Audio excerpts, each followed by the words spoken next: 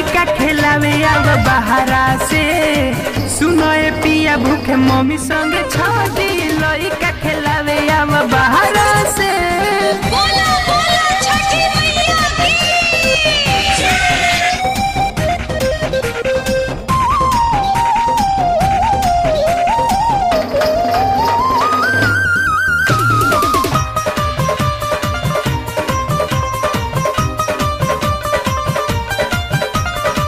घरवा में बानी हम दुई बेकत पूजा करे में तनी होई दिक्कत। 2 दिन के बाट बाटे दौरा सजात बाटे तनको सावा से सैया नइखे मिलत। घरवा में बानी हम दुई बेकत पूजा करे में तनी होई दिक्कत।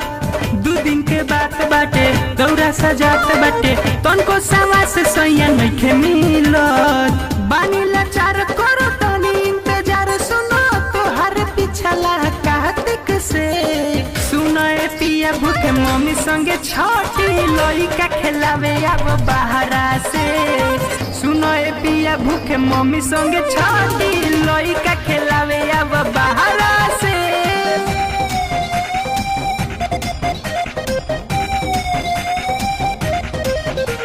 Recorded by Divana Music.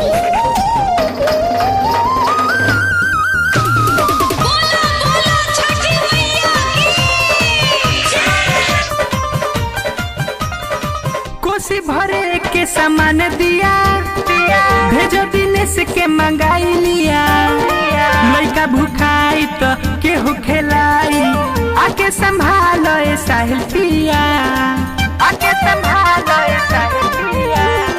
कोसी भरे के सामान दिया भेजो दिनेश के मंगाई लिया। लइका भूखाई तो केहू खेलाई आके संभालो ए साहिल पिया। बानी हम तंग केहू बाटे नहीं संग उज्जवल राज गायब बाद पहाड़ा से। सुनो ए पिया भूखे मम्मी संगे छठी लइका खेलावे अब बहरा से। सुनो ए पिया भूखे मम्मी संगे छठी लइका खेलावे अब बहरा से।